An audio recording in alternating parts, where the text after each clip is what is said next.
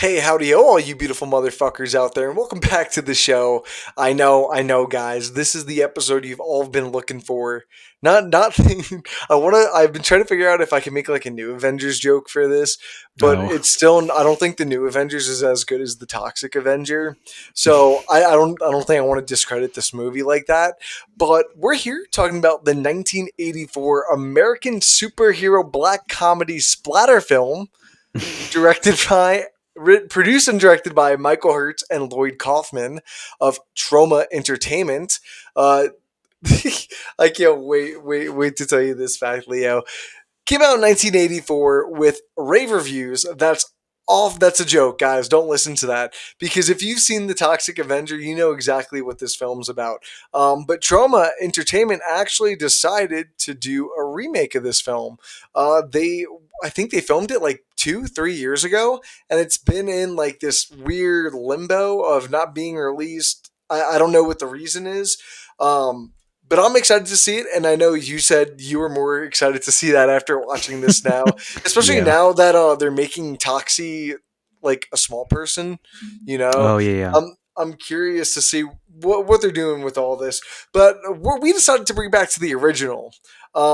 Leo, I just want to hear right off the rip your thoughts, opinions, because this was, I think, one of the wackier, if not wackiest, films that I've recommended to you. And I know this has been a film in contention for like a few months now that we've been wanting to talk about.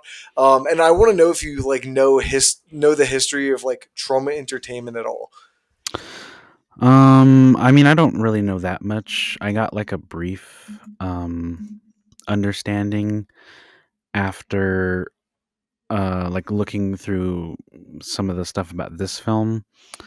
Um yeah, I mean, I know that Trauma, like after this movie they started focusing primarily on horror film, and before it was more like what was it, like rom-coms or something? I don't remember for sure, but yeah, that's about it that I know about the history with like Trauma. Um, but yeah, I mean, I lost my train of thought. What was it? What was it that you asked me? Just Oh, like did your I know general anything about impression like of the the film his? and like like what do you know about Trauma Entertainment in Mm, general, not just like the history. yeah, that yeah, that's pretty much all I knew. All I know about Trauma so far. And I didn't even like I remember the hearing about the remake coming out, and like technically it got released in 2023 to At like a film festivals or festival. It was something. like at two film festivals, I think, Yeah, and it and showed like once at each of them. So yeah, that's what I hate about these type of like film releases is like technically it's released, but like come on now, it's not really released. It's like when Netflix yeah, it says hasn't they're gotten making their widespread. films wide Um, wide release, but it's yeah, only playing in New York and LA for some reason. yeah, and I don't know. I didn't really. I saw like a teaser, and I didn't really know what it was, and then I remember seeing clips of this movie, or no, we watched the trailer. We watched the trailer in our horror class because we were talking about like splatter, or what is it called, splat stick. Splatter film, yeah, Yeah, splat splat stick. sticks. And it I was telling you earlier, like the trailer is not a very good indication of. I mean, it's not the worst one, but I was It's hard to make a expecting. good one though, I will Yeah, say, I was without expecting it. offending somebody. Yeah, I was expecting it to be a lot more of like a bad movie that was like unintentionally funny, but it's definitely more of like a spoof. And I really enjoyed that about it because it's really silly, and it's like that all the time. And I don't know, I just really enjoyed watching it and just being able to kind of sit back and laugh. I think I can add on to your laughter with this one. I think I've been hyping up like the funny little tidbit on this film. Well, not this film, but Trauma and Lloyd Kaufman. So, quick question: who do you believe Lloyd Kaufman's best friend was? Oh God. Is this like a bad person or? No, no, no. It's a very well looked upon. Just Oh, well, it's what Roger yeah. Corman, right? Yeah. Nope. No, not Roger Corman. Think Marvel films and Stan Marvel Lee, comics. Yeah, his Stan best Lee friend was was his Stan best Lee. friend. Yep. Well, And the I way guess that kind of explains why this is because on Google it says it's like a horror comedy, and we talked about it in our horror class, but it's really more of like a. It's kind of like a riff on like the Incredible Hulk. just wait, the funny story is not done yet with this one. After the success financially of the Toxic Avenger, he went on to finish the trilogy of films with the Toxic Avenger 2 and 3, and then released like like a bunch of like different films within like that splatstick comedy genre. And right around 1991, 90, 90, 93, around there, those 3 years, there's a German producer by the name Bernard Eichner. Guess what film rights he had to hold on to during that time that was expiring at the end of 1992. What did we talk The about this movie already? Yep, the Is it the unreleased Fantastic Four? Fantastic Four Oh my film. God. So when they were first pitching to people to come and write this film, the Fantastic Four film, the unreleased one, they went straight to Lloyd Kaufman, but he originally declined, and they went back multiple times, and he declined it, stating his reason was he didn't want to disappoint his long-term friend Stan Lee with the disappointing production.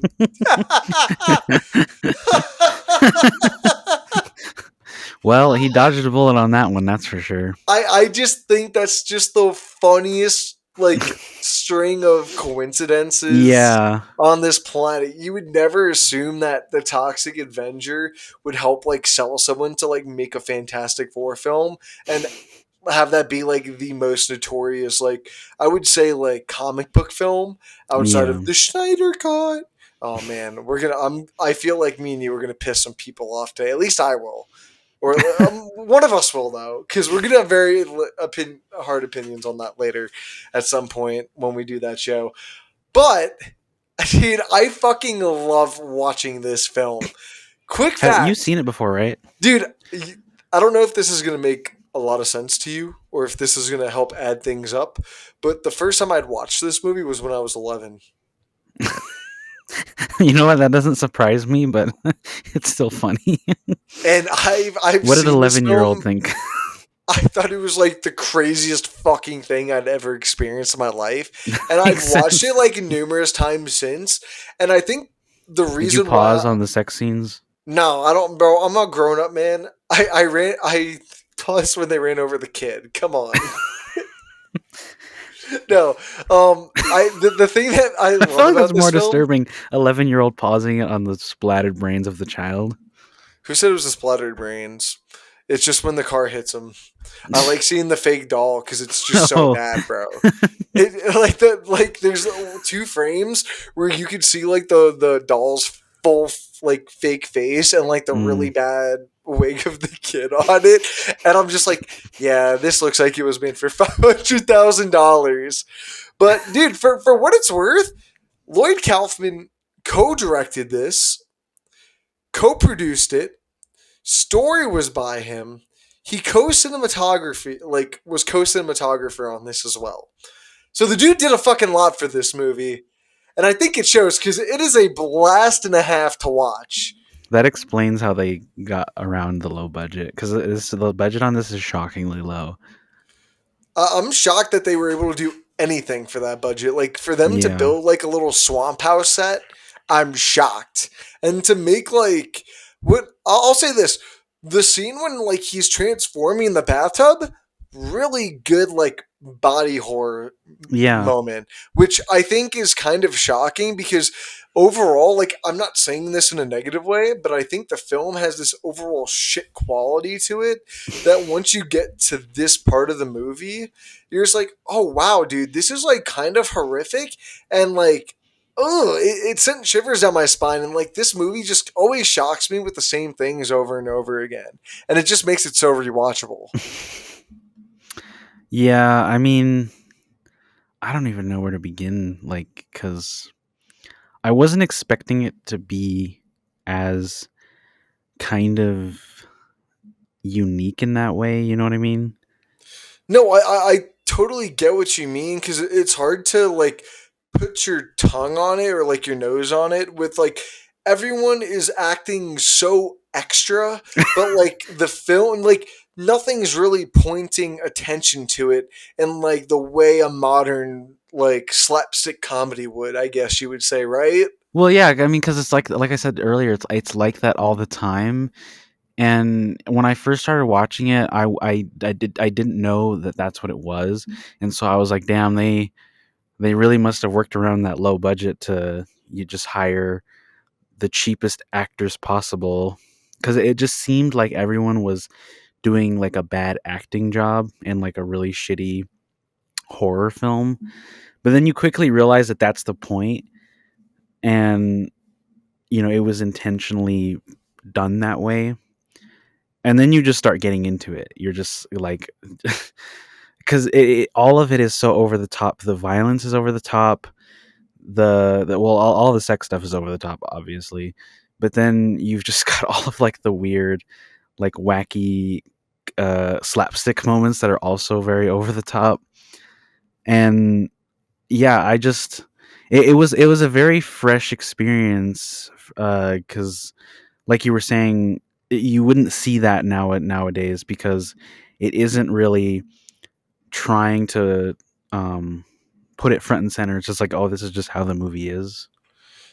I think like another good example of that is like I think it was the mayor character who's just Oh like an overt Nazi the no, it's the entire it's the movie. police chief. The police chief, The okay, police the that police shit chief, sent like, me, bro. and then at the end when like who's like the overly big fat guy, like That's the wh- mayor.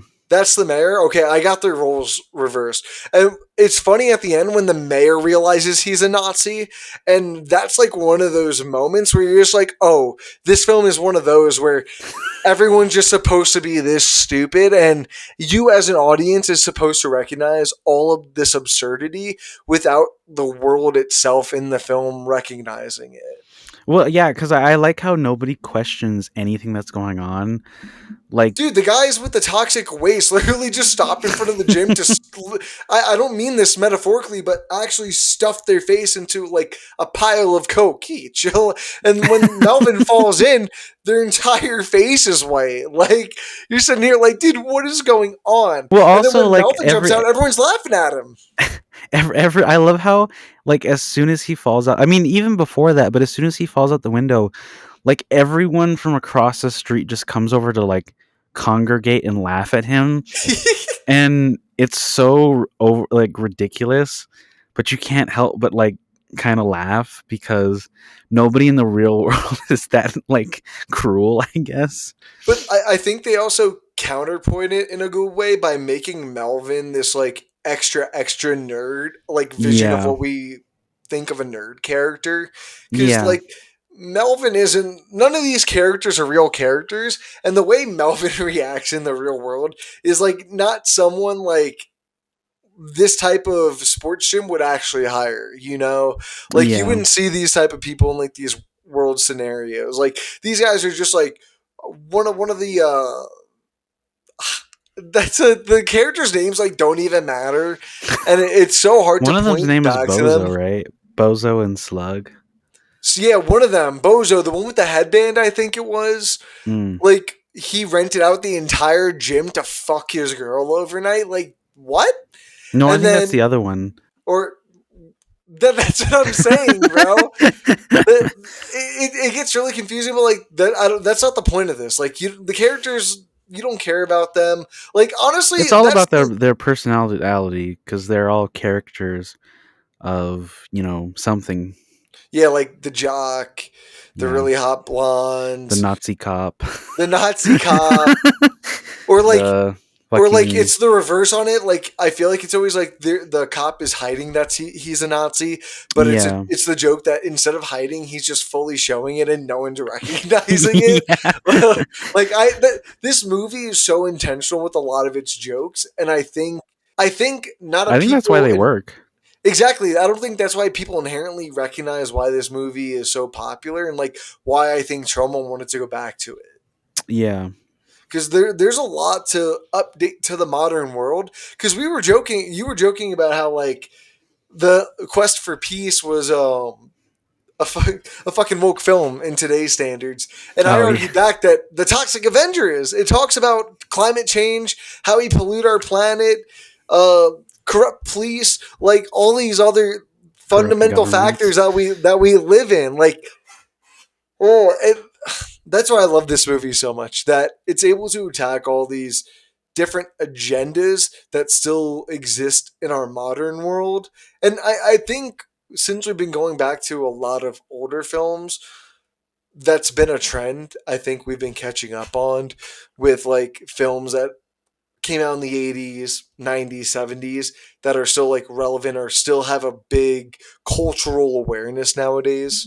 And it's Mm. because like the political context of those films. Like that's why I think the history film's really interesting with it starting as like, rhetoric for political acts and pushing political agendas and rhetoric. And it's interesting how like that kind of transforms into how we interpret like films now. Yeah. I mean, what is there even left to say about this? I don't know. I'm looking forward to seeing the remake of this. I think it comes out this weekend. I might go and catch it because Yeah. I'm I'm just curious to see like how they revamp all of like historically inappropriate jokes. Like these jokes are like so absurd, talking about the R word, trans people, like cross dressers. Like it's touching on so many different fronts that I think that's why it works. That everyone realizes that none of it's ever serious. So Yeah. why take it personally? And like I think that's why my grandmother showed me this film at such a young age. Like, yeah, it's got a Your bunch of big. grandmother's the one who Oh, did I not say that earlier, bro? Yeah, No, you just said you watched it when you were 11. yeah. No, my grandmother showed me this film when I Oh was my younger, god. and yeah, it's got a That's few big fucking old titties crazy. in it, and it's got some gross moments. But I think it does have like some emotion. Like, dude, I just keep thinking at the end when they're hunting down Toxie. And it's so funny that they just appear out of his tent with the woman with like four tanks, the fucking military. But then everyone just jumps up and he's like, no, don't hurt Toxie. You're just like, brother, what is going on? He can't touch people, but he can also just like fuck the shit out of the girl that he rizzed up. Like, and I will say, I think this is a good interpretation of New Jersey, whether it's a fictional town. This is a what? Tromaville is supposed to take place in a fictional town in New Jersey, and I think this is a good representation of New Jersey. In what I'm way? in every way possible. I'm not going to state the facts and opinions out here, but if you get it, I'm glad you get it. And if you're offended, I'm glad you're offended. Thank you guys very much. That's my TED Talk. Okay, Yeah, I so mean, like I Leo, was telling you earlier, it's really hard to like because there are things that I could poke fun about this movie, but it's really hard with these. It's the same issue we kind of had with the Naked Gun because you can't really take it seriously. So it's really hard to be like, oh well, this isn't, this doesn't quite make sense or work because it's kind of like that's not really the point of the movie. yeah, the point of the movie is not to be offensive, but to like sit back and laugh at like the real world. It's what's going on in the real world, but just But on showing you steroids. on steroids. Yeah, and they're telling you like you gotta laugh at it sometimes because at the end of the day, it's really fucking stupid. And I think that's really what the film is saying at the end of the day. Yeah. So, Leo, I think we should get into our final grades. What would you give the Toxic Avenger? Um, I would probably give it a 3 out of 5. I think. Yeah. What about you? I gave it a 3 out of 5 as well. We're Oh we're wow. we're on the same page on this one. And honestly, I didn't put this as my review, but I'm curious. Like, do you know the joke about how people always make fun of the Fan Four Stick film about how they question behind the scenes whether they should give the thing a penis? Do you know that? No. Yeah, there was like an actual topic of debate on whether they should give the thing a giant cock, a thing cock, because he never has pants in that film until the end. Mm, So that just made me think about what the toxic cock would look like, right? I don't think I want to picture that. Dude, it's got to be something because I'm pretty sure it almost gave that woman her eyesight back. But without that said, thank you guys so much for checking out a review of the Toxic Avenger, and we'll see you on the next one. Peace. Or well, no, wait, hold up, Leah. What are we seeing next week? What? I'm Oh crying. shit. I We're filming these back to back, so like this is like so not typical to do. It's throwing me out of a loop, man. Yeah. So next week, we are talking about the Conjuring trilogy Oh because the Conjuring Last Rites is coming out, and I'm very God, excited because I love the Conjuring movies. that's Not all of unfortunate. them, but there's two good ones in there. Don't lie to yourself. There's only one. What does that mean? They progressively get worse, my Are you brother. saying you think the first two are bad and the last one is good? Dude, I would never say that about the last one. That last one is a sin against humanity, and I'm not even religious. Bro, put the fucking holy cross on that thing and send it straight back to hell, please. It is not a Well, good film. Yeah. unfortunately, you're gonna have to rewatch it. Dude, I've been dreading it actually. That's how much I did not like watching it the first time. It is such a piece of shit in comparison to those first two. It is very disappointing or underwhelming. So I'm not optimistic about this new one. It looks okay. I Exactly. It mean, looks okay, bro. Like James Wan has gone back to the Saw franchise. That's how much he doesn't want to fuck with the Warrens anymore. he hasn't directed any of them since The Conjuring 2, so. But he's had a lot to say, my guy. That's why they want to that's why he wants to get away from it. He's been too busy working on Aquaman 1 and 2. Oh, sorry, Okay. I'm sorry, I'm sorry. Anyway, We'll see you we're guys talking next about week. that next week.